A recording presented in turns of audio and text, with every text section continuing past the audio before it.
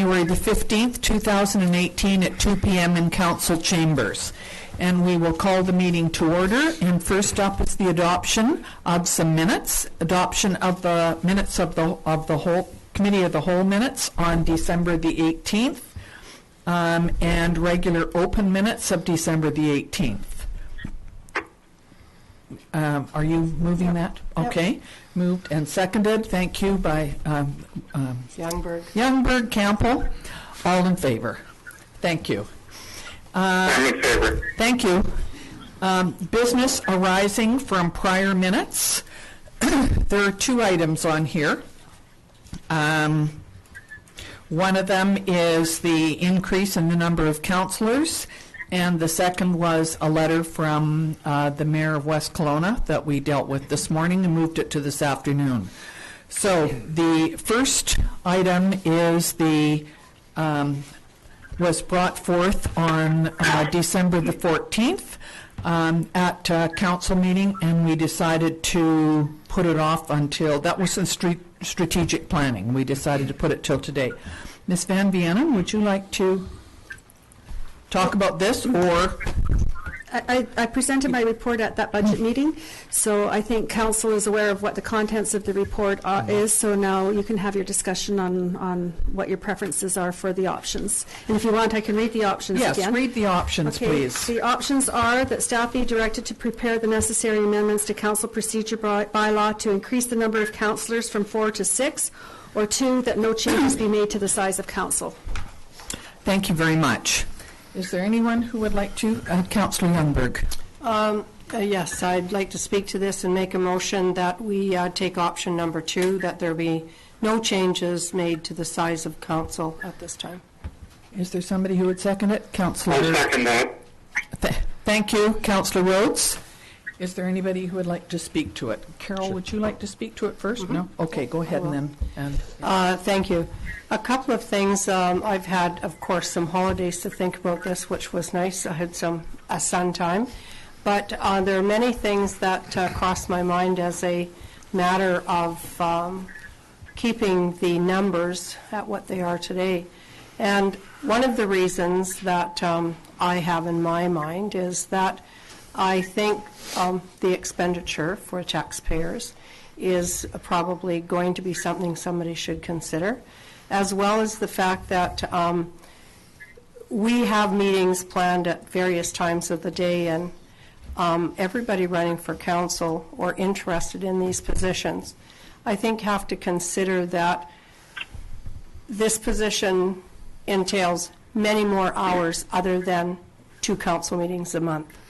And the hours that have to be put into the position are related to the concerns of the local residents that you're contacted about, and also the extraordinary committees that you've been appointed to, and other things that you decide to get involved with as a result of your position. And if I were to be in a position of a 9-to-5 job, I think that I would be restricting my services to the community.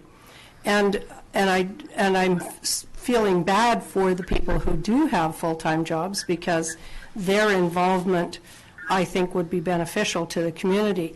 However, they do have opportunities to sit on various committees that are appointed by council.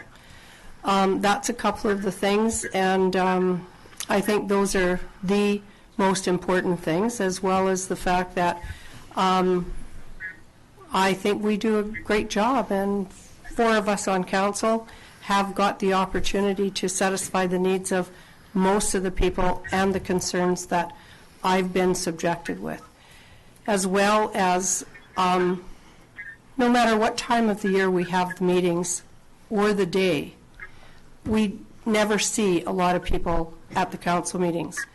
And in the evening, for many years that I attended prior to me running for council, I would be almost the only one other than the media in the seats.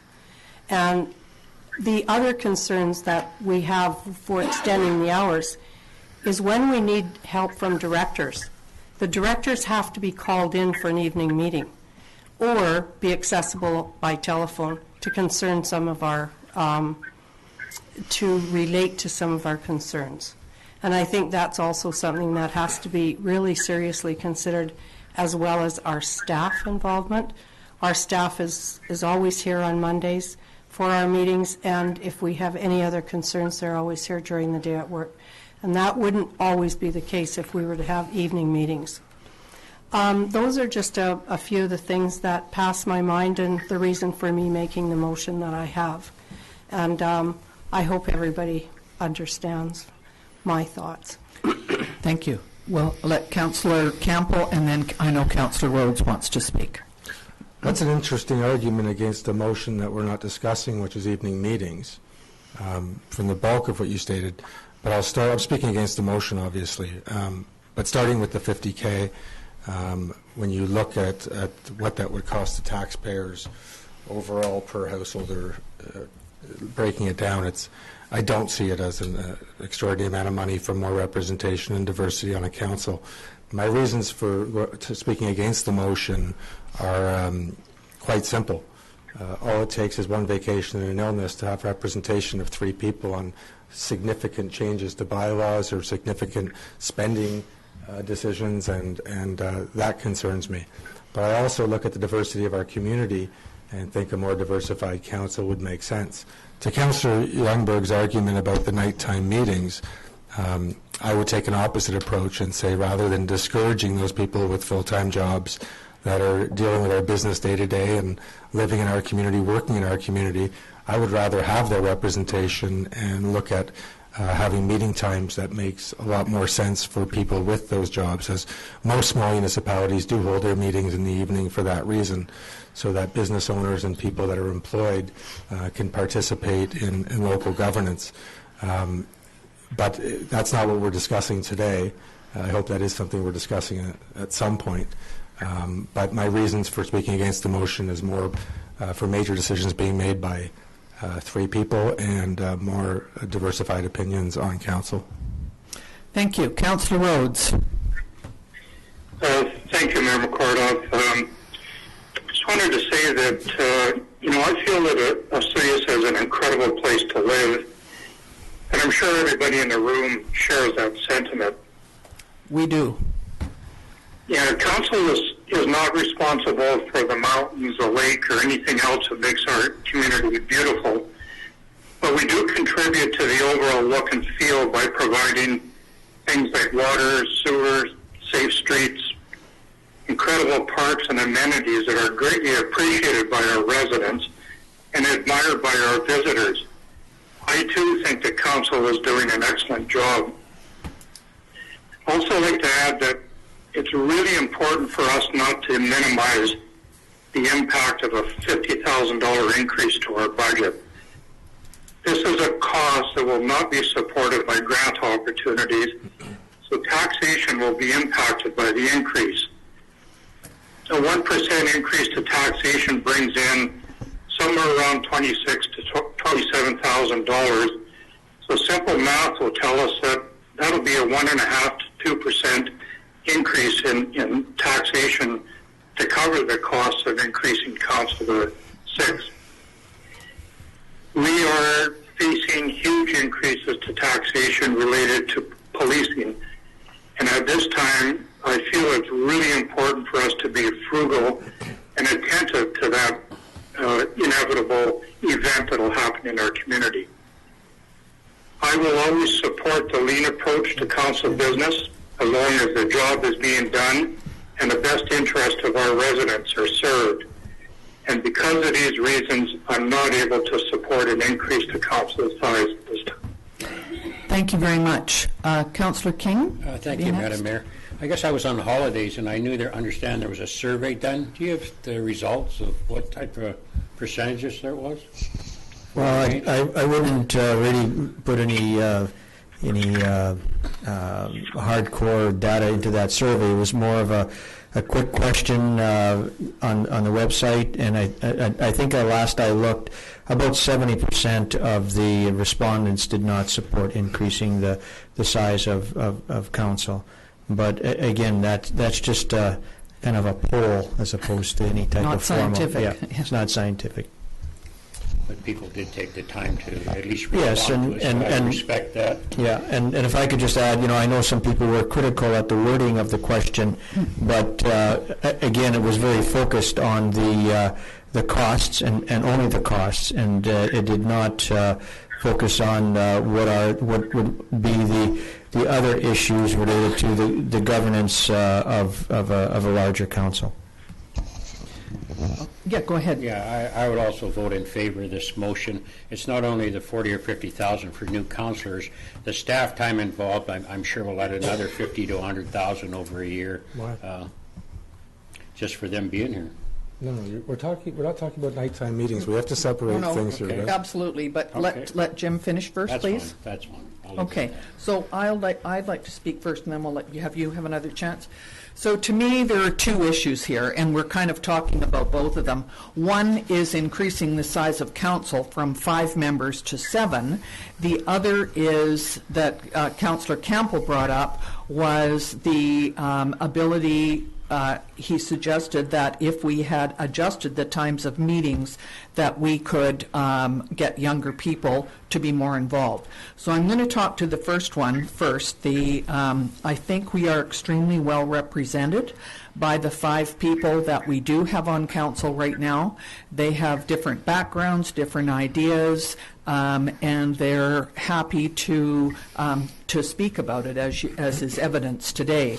We also have 5,000 people in the town and 5 of us, so we basically have 1 per 100 per 1,000 as representatives. I do take issue with the fact that people say that we sometimes do not have a full council here.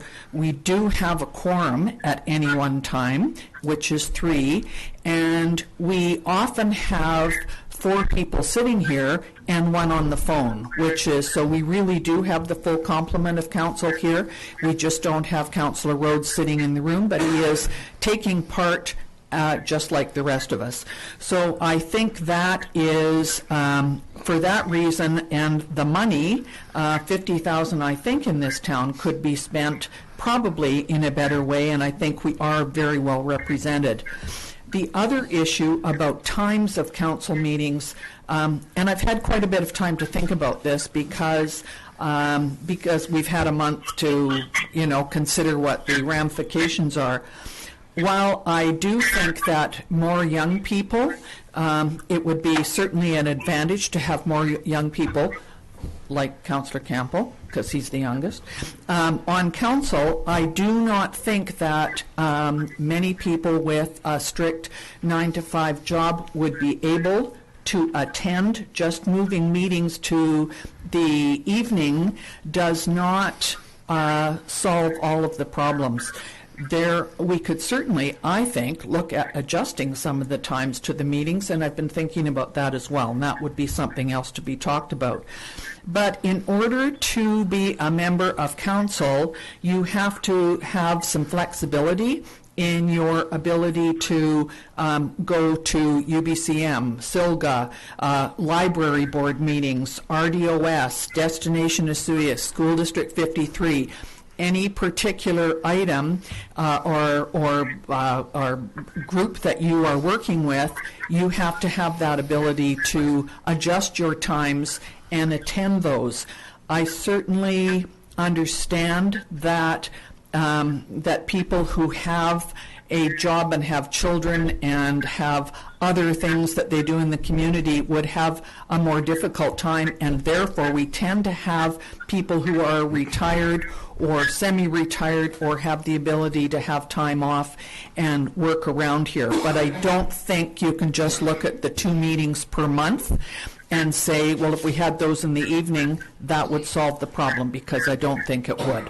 However, it's definitely something that we could, that we can look at, because there's obviously ways to compromise on some of these things.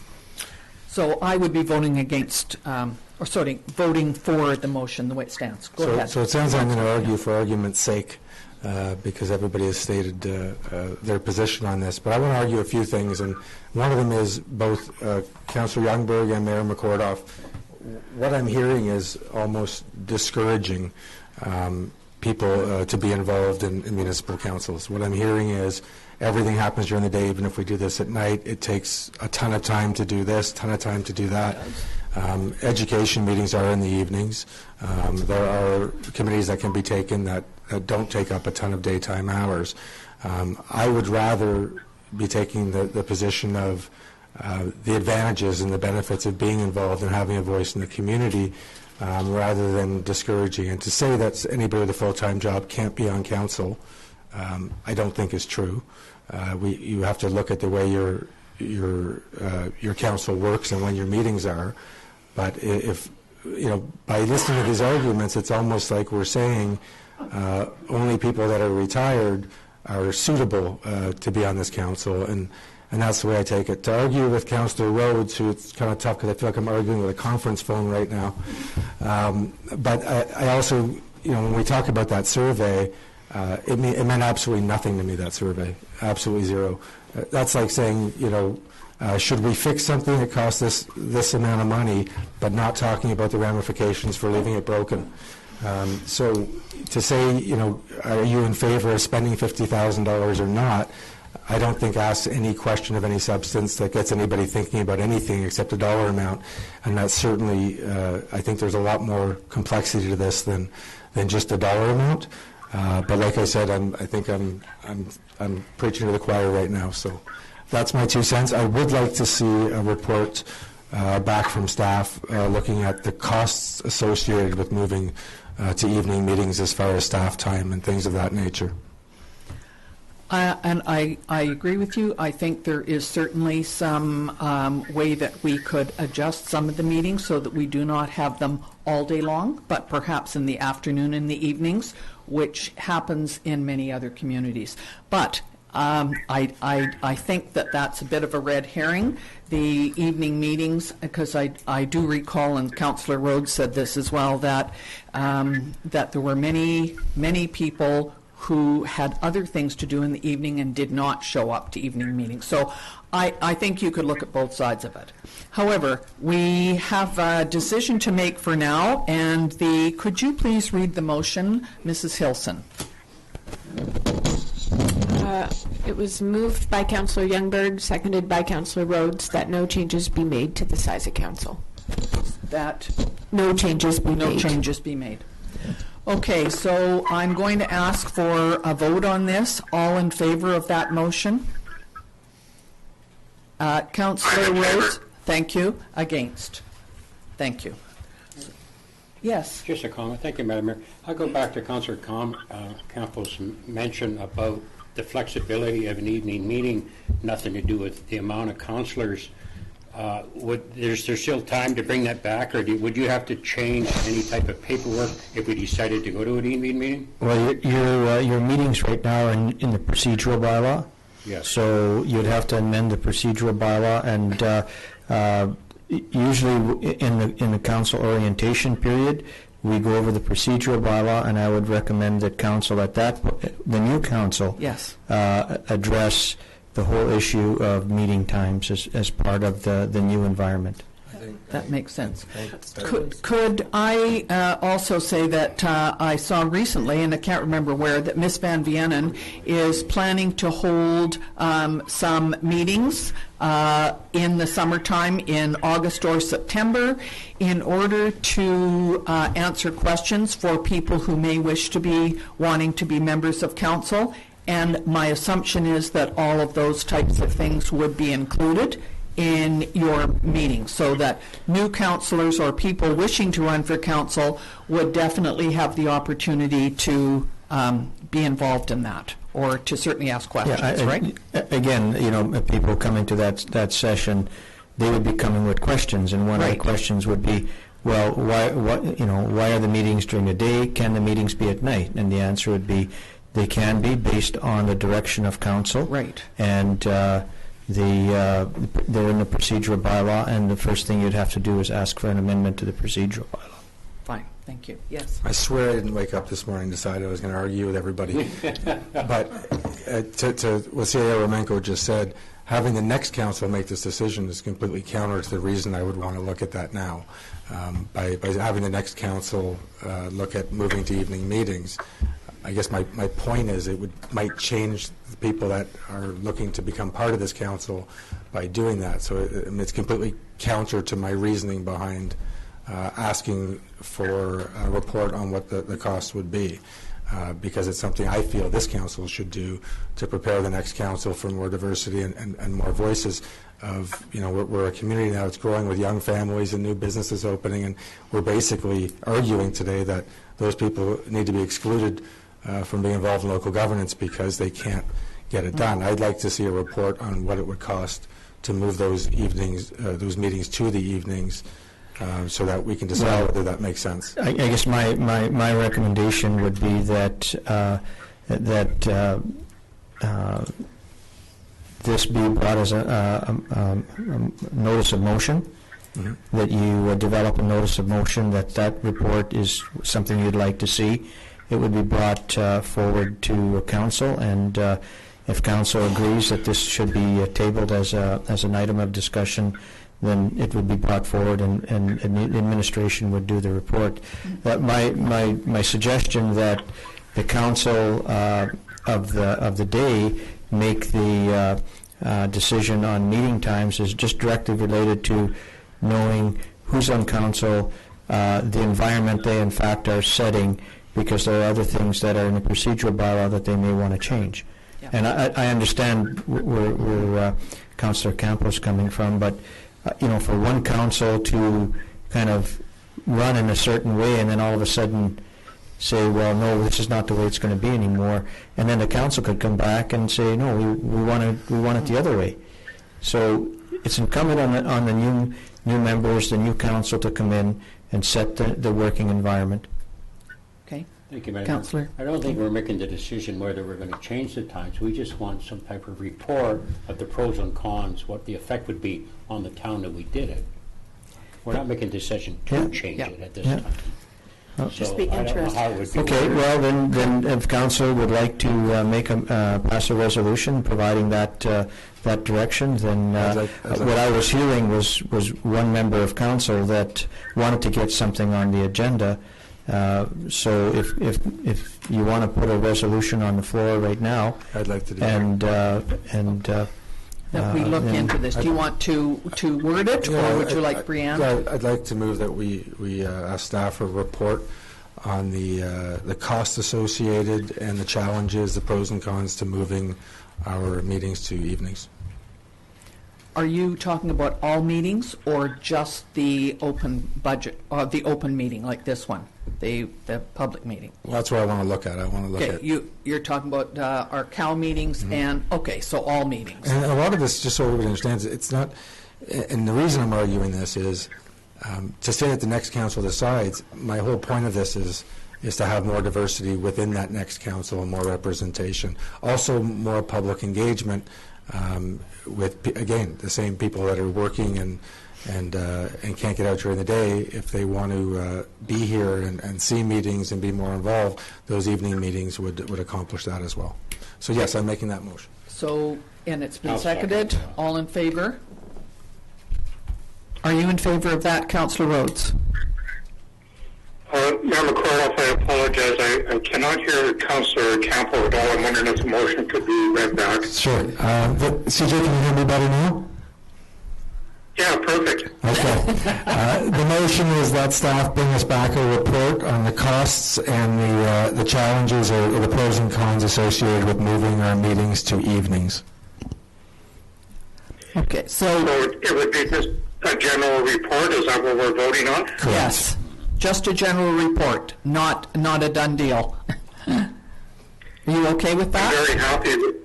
If I could just speak to it for a second. I'm very happy with CAO Romanko's suggestion of leaving it until the new council is voted in. I mean, if there's an appetite to do it, that's the best time to do it.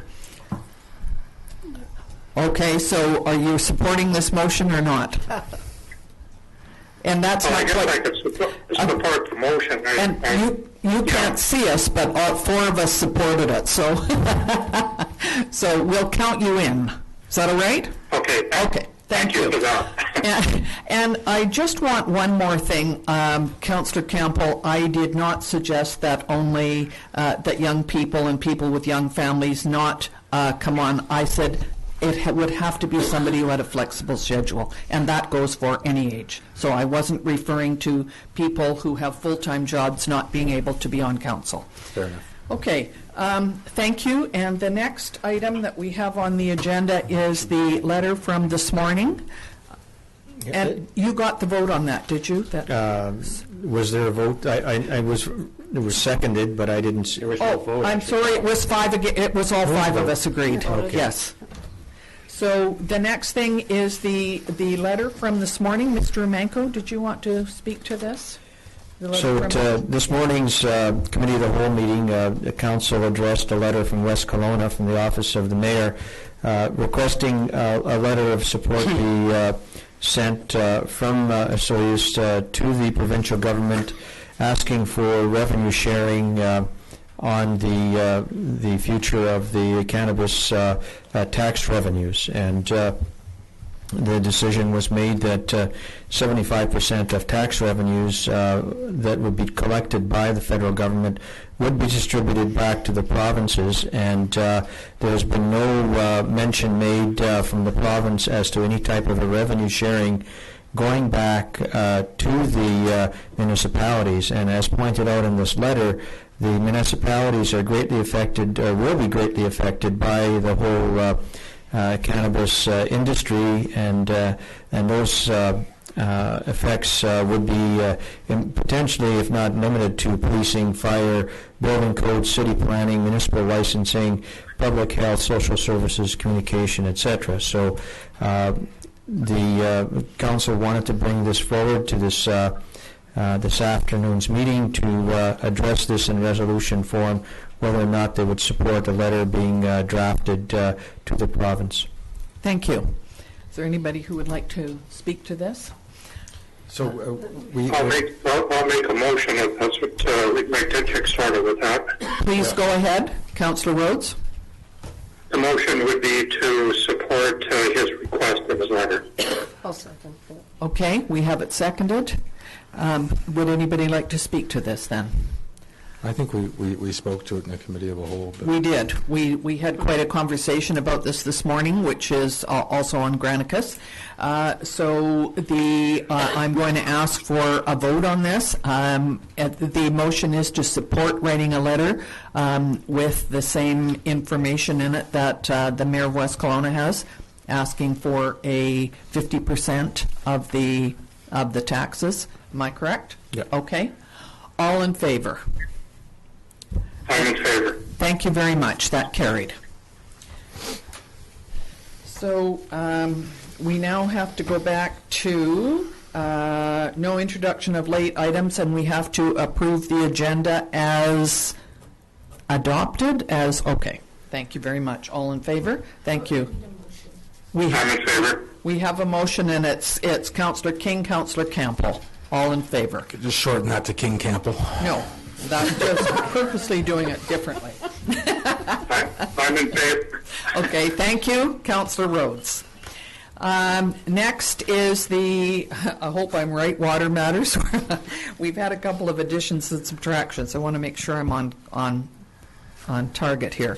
So Water Districts 8 and 9 financial accounts, and it would be to report on expenditures for accounts payable for water councillors and council approval. So Water District cash requirements to January the 15th are in the amount of $2,581.02 for council approval. Councillor Ray, Councillor Moreira, all in favor. That was a I'm in favor. lean month. Thank you. Correspondence, no. And next is the cemetery bylaw. Revenue. Sorry, Revenue the anticipation. revenue anticipation. I've skipped one. Go ahead. Thank Mr. you, Madam Zappa, you do both anyway, don't you? Yes. So before Council's revenue anticipation borrowing bylaw number 1338, 2017, for Council to renew their line of credit with the Bank of Montreal, Bylaw 1338, 2017 received first 3 readings at the regular open meeting of council on December 18th. Section 177 of the Community Charter allows the municipality by bylaw to establish a bylaw to provide for the borrowing of money in anticipation of revenue. This bylaw authorizes the municipality to borrow up to $1.5 million to meet current expenditures and pay amounts to meet the municipality's taxing obligations. This line of credit is set up with the Bank of Montreal. If this operating line of credit is used, the revenue from property taxes must be used to repay the borrowed amount. In 2017, the town of Osoyoos did not go into their line of credit. So implications for community allows for the operations to continue until funding comes in for taxation, organizational, no impacts, budget, no impacts, significant dates, new bylaw needs to be adopted by February 2018, sustainability, fiscal management. So options before council to adopt revenue anticipation borrowing bylaw 1338 2017. Option number 2 to defer the adoption of this bylaw, and the recommendation before council is option number 1. Thank you. Councillor Campbell? Thank you, Mayor McClure. Before I make the motion, I just, for the public's sake, just want to make it clear that, as Mr. Zackel said, this money hasn't been used historically in the last 17 years that I know of. 17 years. Yeah. The purpose of passing this motion isn't to go borrow $1.5 million. It's a safe fail should something drastic happen in the community where we'd have to do something like that. Having said that, I'd like to move option number 1. Thank you. Councillor I'll King? second that. Thank you. Councillor Rhodes? All in favor? We gave first I'm in favor. gave first 3 readings to this, so we have been through this before. So thank you. And next is the cemetery bylaw. Thank you, Mayor McCordoff. So before council is Cemetery Bylaw 1337, 2017. The town of Osoyoos operates the Osoyoos Lakeview Cemetery under Bylaw 1325. A new 40-unit columbarium has been installed in the town cemetery this fall, and Bylaw 1337 is being brought forward for council's consideration to add in fees and charges for the utilization of the columbarium. Bylaw 1337 received first 3 readings at the December 18th, 2017 regular open meeting of council. Cemetery Bylaw 1337, 2017 is being brought forward for council's consideration. This bylaw includes changes to the existing Bylaw 1225 and to add in definitions and fees and charges in relation to the columbarium burials. The columbarium fee for an interment is $1,820, which includes the license to use and occupy, a niche, care fund, interment, and handling and placing the granite cover plate. Other municipalities that have columbariums in the Okanagan include Keramias, who charge $1,900, West Kelowna, who charge $3,000, Penticton, who charge $3,400, and Kelowna, who charge $3,407. The fee established for Osoyoos fully recovers the cost purchasing and installing the columbarium. There were a number of new fees added in addition to the ones noted above, and include granite cover plate for columbarium replacement, which is $475, columbarium disinterment of $110. Other rates that were reviewed and the following changes were made. So the cost for an adult grave space went from $616 to $620. The adult grave space care fund went from $154 to $155. Child-size grave space went from $282 to $280. Child-size grave space care fund went from $79 to $70. The cremated size grave space went from $196 to $220. Cremated size grave space care fund went from $50 to $55. Grave liners went from $320 to $330. Oversized grave liners went from $411 to $430. And cremain grave liners went from $79 to $90. These changes were all reviewed and approved by our Operational Services Department. Implications for community: ensures users of the cemetery pay for the services and is not funded through taxation. Organizational: no changes organizationally. Budget: no change. Significant dates: new bylaw would take effect once bylaw is adopted. Sustainability: to ensure financial sustainability of the Osoyoos Lakeview Cemetery. Options before council: option 1, to adopt cemetery bylaw 1337, 2017. Option 2, to rescind third reading and make further amendments to Bylaw 1337, 2017, and reread for a third time. Option 3, to maintain existing Bylaw 1325, 2016. The recommendation before Council is option number 1, making these changes to the town cemetery bylaw allows for burials in a newly installed columbarium. Thank you very much. And the first 3 readings were given to this in December, so this is just the, thank you. Are you, Councillor Youngberg? I'd like to move option number 1 to adopt cemetery bylaw 1337, 2017. Thank you. Councillor King? I'll second that. Councillor King got in before you, but you can vote on it. All in favor? I'm in favor. Thank you, Councillor Rhodes. Okay, next is Our cemetery. the Suez Traditional Archery School. Is that Ms. Van Vienna? Thank you. Thank you. Since 2013, the town has granted a license to use agreement to Osea's Traditional Archery School for use of lands located at 11600 Strawberry Creek Road. In 2013 and 2014, these agreements were for 1-year terms. However, in 2015, it was granted for a 3-year term ending December 31st, 2017. The Osea's Traditional Archery School is again requesting use of the lands at 11600 Strawberry Creek Road. When this request was made in 2015, Council approved the request for the 3-year term on condition that should an industrial use for the lands become apparent, the license to use may be terminated prior to the identified 3-year term and that reasonable notice would be provided. A clause in the term of the contract read, there will be no further renewals without subdivision and land use zoning changes that can only take place with the permission and approval of the grantor and at the expense of the grantee. A further request from the archery school in late 2016 to extend the license to use to 2019 was responded to that the Planning and Development Services Department was working on the Strawberry Creek Area Conservation Park Plan and that the town would not commit until after this plan was completed. Based on the absence of a planning director, that is up until today, it is being suggested that Council consider approving the license to use for a 1-year term in order that the new planning director can provide further advice on a longer term, including the need for land use zoning changes. If Council agrees to grant the use of the lands for the additional year, an agreement for a term of January 1st, 2018 to December 31st, 2018 should be approved. All aspects of the 2015 agreement will remain the same, including the requirement for the archery school to provide $5 million liability insurance, naming the town as additional insured.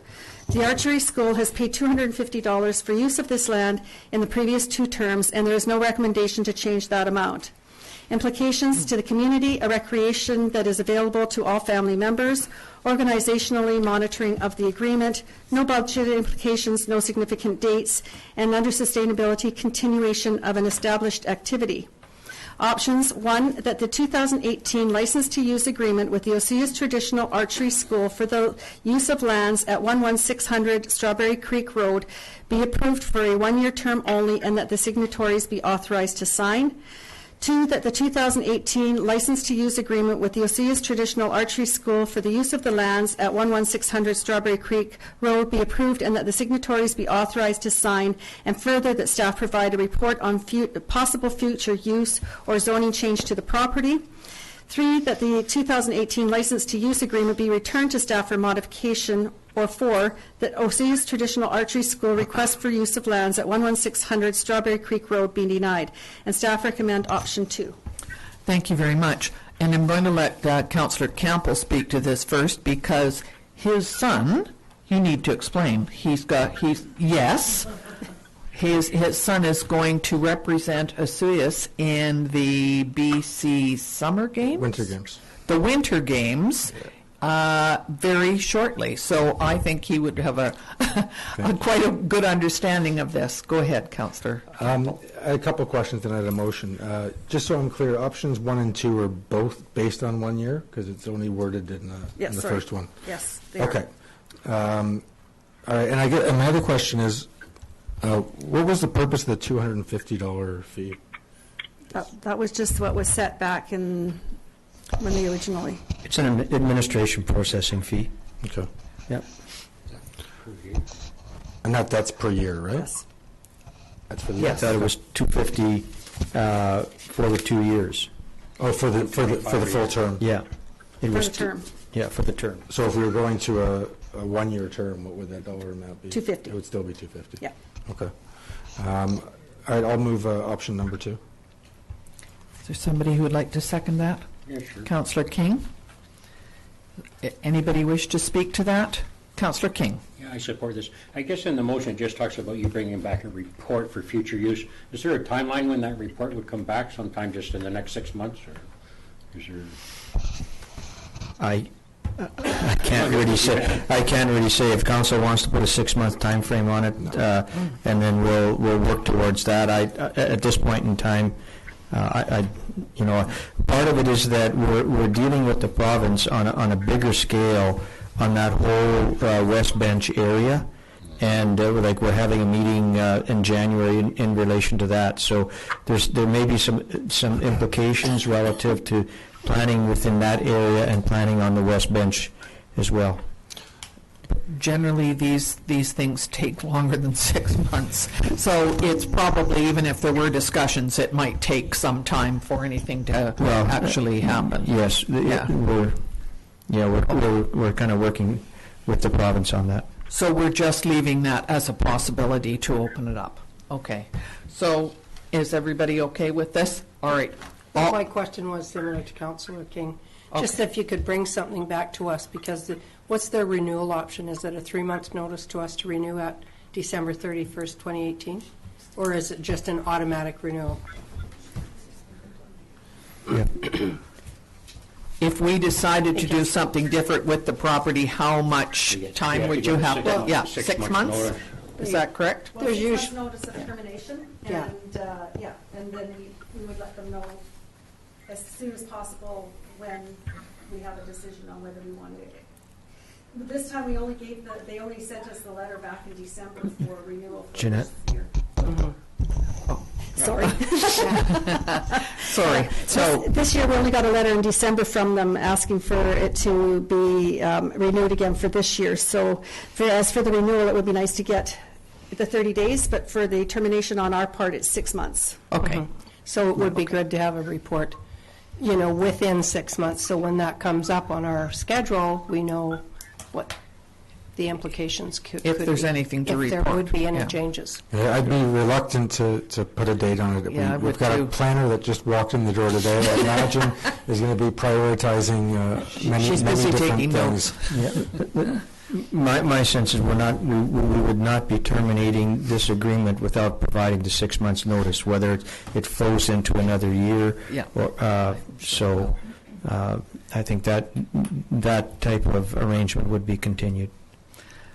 Okay, so we have a motion on the floor, and it's option number 2. All in favor? Thank you. I'm in Councillor. favor. Thank you very much. That's carried. Next is the contract award, aerated cell number 3 liner replacement. Mr. Dinwiddie. Thank you, Mayor McCordoff. The liner in aerated cell number 3 has been in service for 39 years, which is significantly beyond the anticipated 25-year service life. The rehabilitation of cell number 3 has been broken down into the following separate components. There was sludge removal, which is now complete, removal of the existing liner, replacement of the liner, and the replacement of the aerators. The project was broken down into these separate components to encourage more competitive bidding and hopefully more attractive prices. A bit of an overview, the desludging of the cell has now been completed, and the contract for the removal of the liner has also been awarded. The Operational Services Department received a single bid for this project from IDL Projects, Inc. Their submitted price is $54,292.21, or 21% below the budget for this project.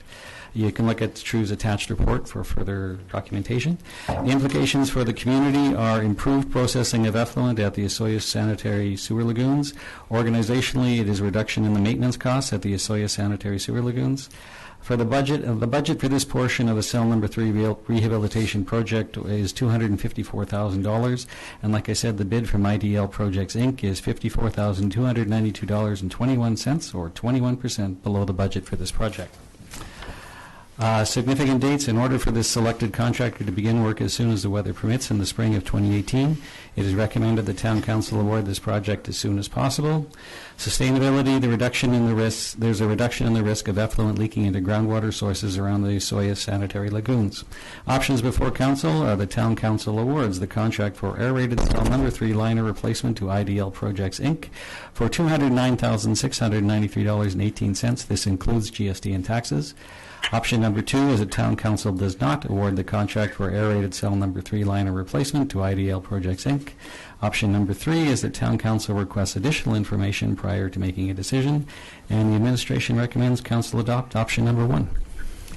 Thank you, and we like the fact that you've worked this into a budget that's lower than the estimated budget, so we're okay with that. I hope so. Mayor McCordoff, I'd like to move option number 1. Thank you very much. Councillor Rhodes, are you seconding that? Did you want to speak to it, Councillor Rhodes? I just wanted to apologize if I was butting in, but it's hard to tell sometimes. Oh, that's good. Okay, all in favor? Are you're obviously in favor? Thank you very much. Did you get a mover and a seconder? Okay, good. Thank you. Next is the contract award highway number 3 storm interceptor. Mr. Dinwiddie. Thank you again, Madam Mayor. Likely as a result of climate change, the town is experiencing more short-duration, high-intensity rainfall events than was typical in the past. This project is designed to intercept stormwater runoff from extreme rainfall events flowing both east and west on Highway Number 3 at 85th Street and divert it into a storm sewer system which will take the stormwater to Park Place and ultimately to Osoyoos Lake. It should be noted that the Ministry of Transportation and Infrastructure has agreed to pay for 50% of this project, since most of the stormwater runoff is from Highway Number 3. As an overview, this project comprises the installation of 900 millimeter storm sewer from 85th Street to Park Place, complete with manholes and 12 catch basins, and installation of curb bump outs on all 4 quadrants at 85th Street and the Highway 3 intersection. Traffic markings, pedestrian safety signage, and accessible wheelchair improvements complete this project. The town of Osoyoos has received 5 bids for this project, ranging in price from $630,459.80 to $1,016,746.50, contingency and taxes included. The lowest bid submitted by H&M Excavating Limited for this project is $73,761.10, or 10.9% below True Consulting's cost estimate for this project, and there's an attached report from True Consulting with more detailed cost analysis. Implications for the community are improved protection from flooding at the intersection of 85th Street and Highway 3 after extreme rainfall events. It should be noted that this intersection has suffered flooding from extreme rainfall events in the past. Organizationally, the creation of an operational storm sewer system along Main Street between 85th Street and Park Place will dramatically improve stormwater management in the area. For the budget, the bid submitted by H&M Excavating is, as I said, $73,762.10 below the estimated cost of the project and well within the approved budget. And Council should also remember, once again, that MOTI is willing to pay 50% of the project's costs. In order for the selected contractor to begin work as soon as weather permits in the spring of 2018, it is recommended that Council award this project as soon as possible. Sustainability: improves stormwater management along Highway 3 between 85th Street and Park Place. So the option before Council today are the Town Council awards the contract for Highway Number 3 Storm Interceptor to H&M Excavating Limited for $630,459.80, which includes contingency and taxes.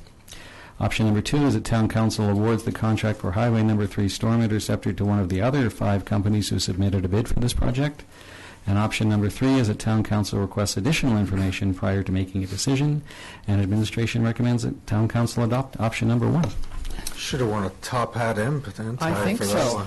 Really? It's only $630,000, and the province is paying half. So So thank you very much, Mr. Dinwiddie. And you have several projects on the go, and you've promised them all by the long weekend in May. So plenty of time, really. It's only January. Did you know that?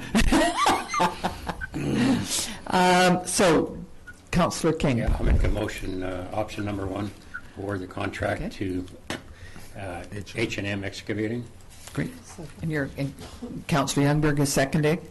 Anybody need to speak to that? Go ahead, Mr. Romanko. Maybe I'll just put a little bit more descriptor on this project and impacts on the community, just so that we know what's coming. Okay. There will be digging along the parking areas along Main Street on the highway down from Park Place, which is right on basically by Shoppers Drug Mart down. On the other side of the street. On the other side of the On the street. JoJo's Cafe side of the street is where Yeah. they will rip up those parking stalls. Yeah, so we'll be working, there'll be no parking on that side, they'll be installing storm sewers, and also, as a result of this project, as part of the catchment project, there will be 4 bump outs provided on the corner on 85th.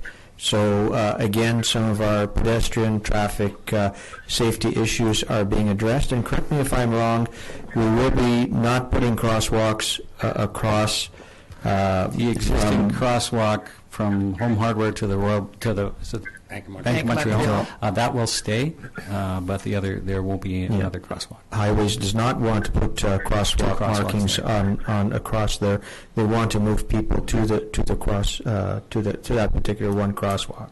So, And there will be additional signage put up, trying to inform drivers that there is a crosswalk in the area and stuff like that on the bump outs.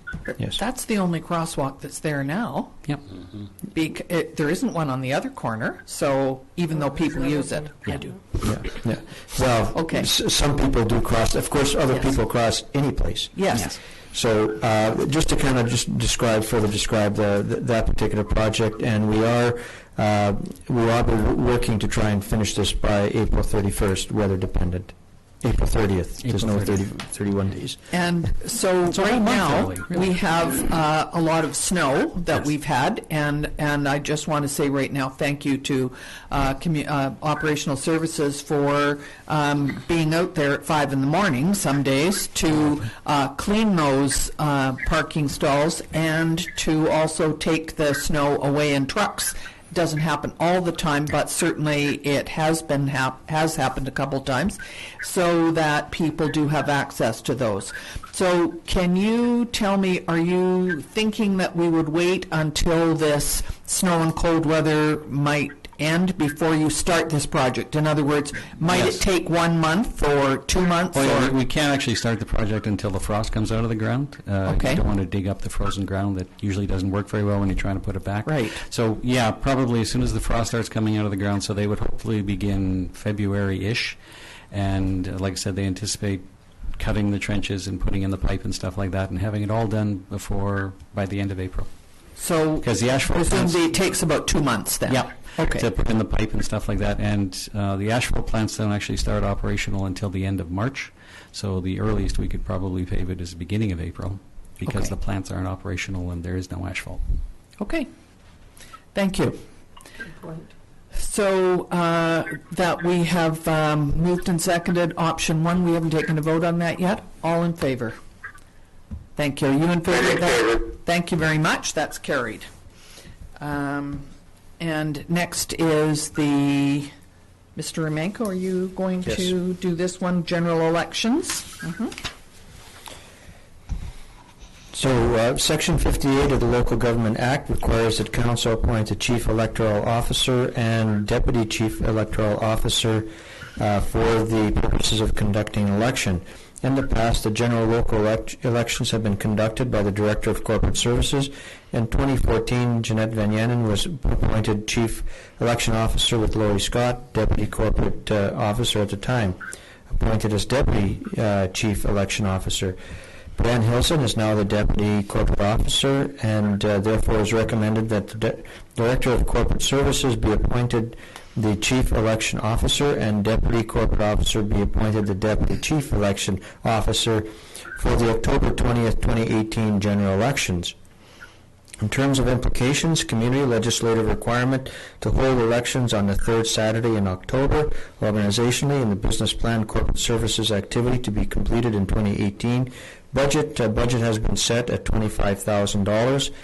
3 options are presented to Council. 1, that pursuant to Section 58 of the Local Government Act, Jeanette Van Yanen be appointed Chief Election Officer for conducting the 2018 general elections with power to appoint other election officials as required for the administration and conduct of the 2018 general elections, and that Brianne Hilson be appointed Deputy Chief Election Officer for the 2018 general local elections.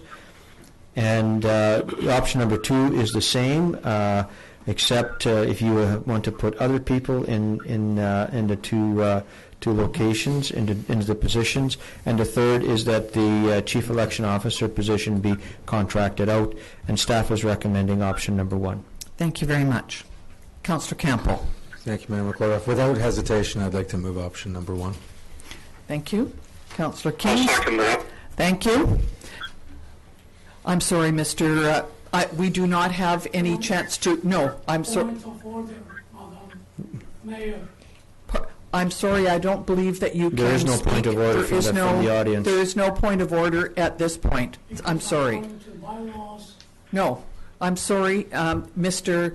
Mercelli. You're going to have to come and write a letter to Mr. Romanko if you wish to adjust this. There is no public input at this meeting. Thank you. according to the charter, community charter, yes. No, I'm sorry, not at this meeting. So we have it moved and seconded that we go with option number 1. All in favor? Thank you. I'm in favor. Thank you very much. That was a unanimous decision. Thank you. Next is the notice of motion. I don't believe we have any notice of motion. And so next is council general net payroll and Sun Bowl Arena financial accounts, and to report on expenditures for accounts payable for council approval and payroll information for council to receive. General cash requirements of $337,916.88, and Sun Bowl cash requirements of $7,267.52, and those are both approved by consensus. And net payroll accounts of $164,056.80, and that is for info. Next is the building permits, and I had a look at this with great interest. We have several single-family dwellings that are in the process of being built. There are some interior renovations, swimming pool. I hope they didn't put that in the middle of winter. And to the tune of $1,570,900. So that's pretty amazing. Total to date, $14,266,191.84. And total to date in 2016 was $6,882,000. So that's quite a jump. Does anybody want to comment? There's been some articles out in the Okanagan over the last week or so. All the good news from a development perspective all the way down the South Okanagan here. So certainly Asuyus has been part of that growth. So it's always good to see. Thank you. So we need to accept the building report, please. Councillor Campbell, Councillor Youngberg, all in favor. Thank you. I'm in favor. Thank you. And next is the bylaw enforcement. And what I noticed on here was the general bylaws, the hours spent. I thought it was interesting that on traffic, the very top one, 29 hours were spent on traffic in the month of December 2017 and 19.5 in 2016. So what does that say? That's quite a difference. It was probably Councillor Campbell. Why do you keep looking at me when you say that? I can feel your stare. I didn't until you mentioned it, until you started to look guilty. Anyway, that is, we appreciate getting these bylaw enforcement reports from our bylaw officer. And the second page of that is the parks enforcement. And, hours spent were a little bit less than they were 2016, although items are pretty much the same. Nuisance 6, and last year, or 6 hours spent last year at the same time, 2.5. So they may have been down there a few more times. Anybody want to comment on either of these two reports? No. Could we have a motion to accept both reports? Thank you. Councillor King, Councillor Campbell. All in favor? Thank you. I'm in favor. Thank you. Next, we do not have any committee reports, so next is our CAO report. Thank you, Mayor McCordoff. Just a few of the activities the administration are currently involved in. Starting first in community services, where winter program started January 8th. Registration has been solid with most programs running. We have a new swim instructor, and she has started lessons at the Holiday Inn, and swim lessons will be running until March with plans for 2 spring sessions. There'll be a free family toboggan party at Baldy on Sunday, January 28th, and plans are underway for a family day event on February 12th. We have converted our accessibility washrooms at the front of the Sonora Community Center into an adult change table room. We will complete this work with paint and signage. This is part of our accessibility upgrades that we complete annually. We have installed our aeration system it says at the lagoon, but it's actually at the marina. This included an electrical upgrade that was powers compressors that are using bubble tubing and de-icer equipment to keep the mouth of the marina free of ice. As you well know, last year's icing situation caused significant damage, so although it's not the same problem this year, we've got the equipment in place to deal with this for now, and we're testing it out, and we'll be dealing with it in the same way in the future. We received a grant from UBC M to offset the costs of completing an age-friendly program plan. This will include a plan that will be developed and monitored to assist older people to live active, socially engaged, and independent lives. This purpose is to create a community where people of all ages and abilities feel included and valued. Community Service Grant is available online, and the deadline for application is February 23rd. The West Bench Dog Park Committee is meeting this week to start the process of developing the new dog park. In corporate services, we have received 12 Freedom of Information requests since November 9th, which were received in 9 of which were received in December alone. 4 have been completed, leaving 8 outstanding. Most of these are fairly large requests, which have taken up a lot of staff time. Dog issues have also consumed a fair amount of our time. A dog attack on a human January 5th is being investigated, and people are reminded they must have their dogs on leash at all times when in public, except of the dog park. Dogs that are not that are of this restricted breed must be muzzled at all times, at all times when anywhere other than lands occupied by the dog owner. Reminder also that dog owners are required to clean up after their dogs, and new dog licenses are needed. Finance completed draft of the 2018 budget with public budget meeting scheduled for 7 o'clock on Thursday, January 18th. Public Works, snow plowing throughout the community, including removing snow from angle parking on Main Street, removing Christmas lights, repaired pumps at the Sonora Gardens lift station, repaired vandalism damage to shed at the cemetery, and are currently installing a new pump at station number 9.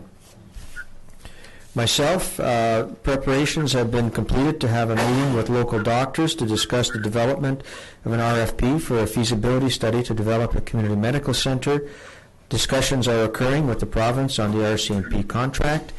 Congratulations to our Deputy Corporate Services Officer on her graduation from Okanagan College Business Administration program.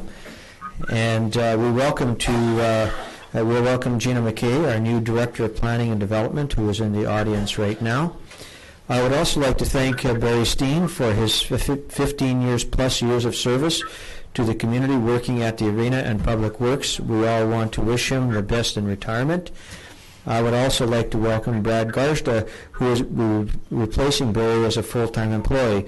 Brad is a very familiar face, as he has worked with the town for 7 years in part-time and seasonal positions in Public Works and the arena. That's my report. Thank you very much.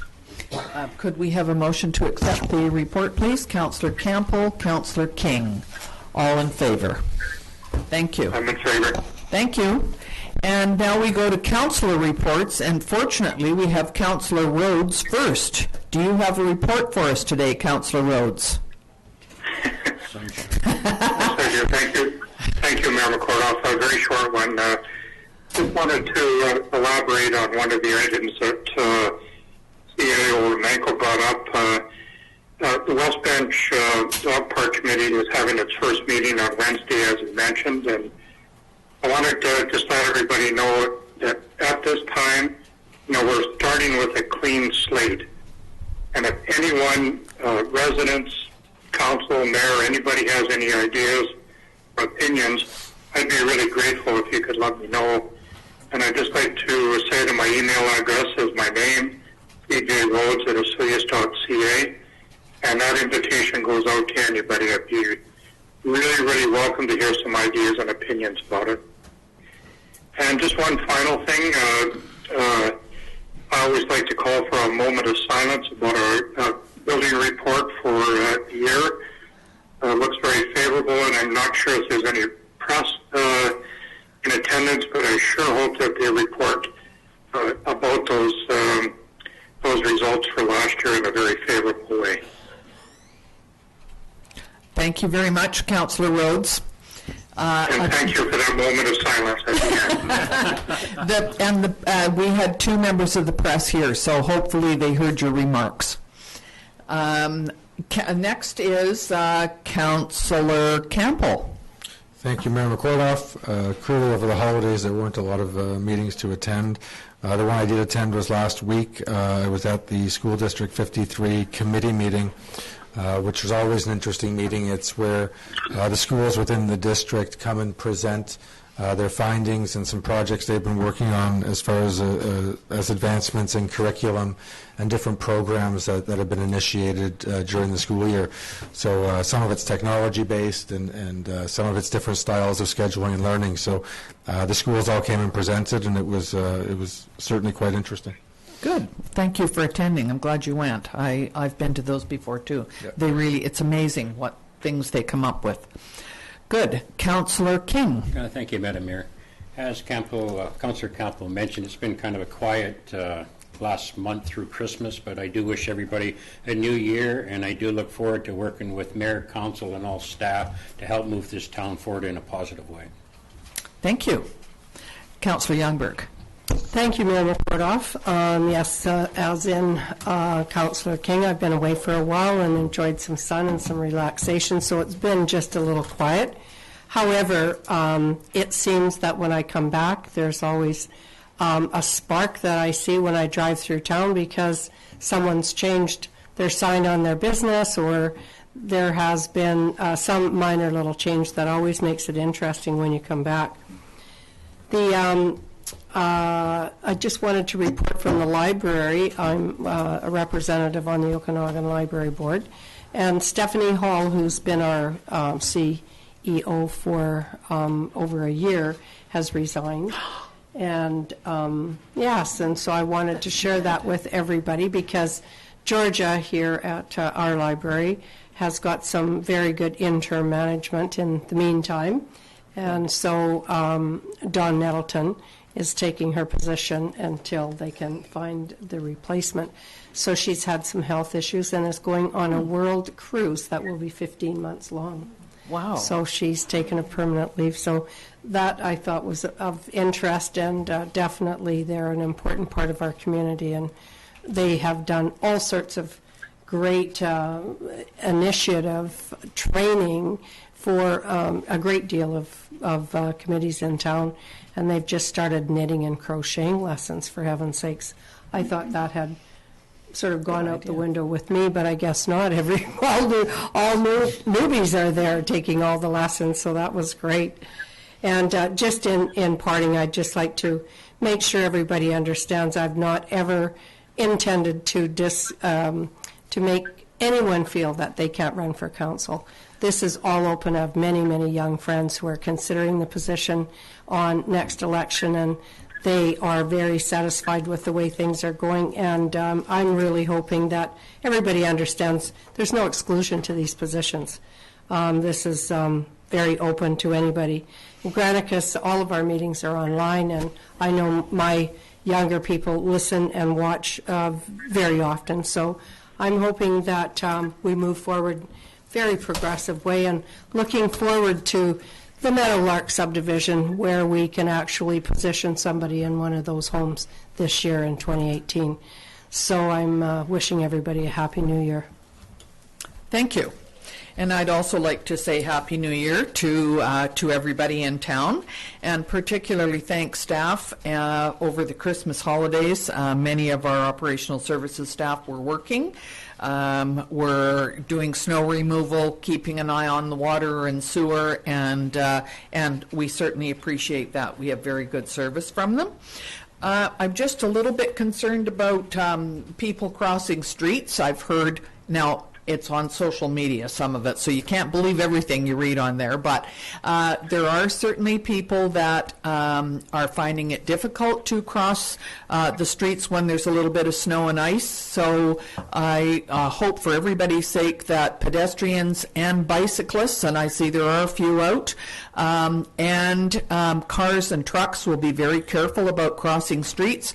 I do know in talking to the RCMP that there is not, there's nothing wrong with crossing in the middle of the block. Ted Cronmiller told me that if people want to cross, sometimes they look more carefully at crossing in the middle of the block than they do when they get to a crosswalk, because at a crosswalk they assume they have the right of way and they go across without looking carefully.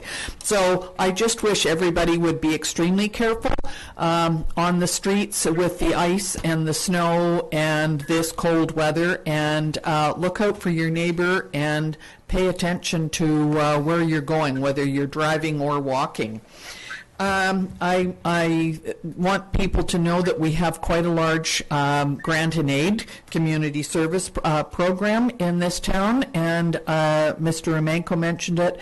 You have until February the 23rd to get the information and apply for grant and aid in the town, and please do so. Don't forget.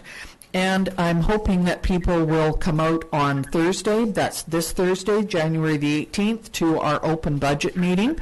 And if you have a good idea that you would like to, for council to consider in their deliberations, we have several things that we have identified as being priorities, but we have not voted on the budget yet, and therefore we are open to listening, and sometimes we get some really good ideas.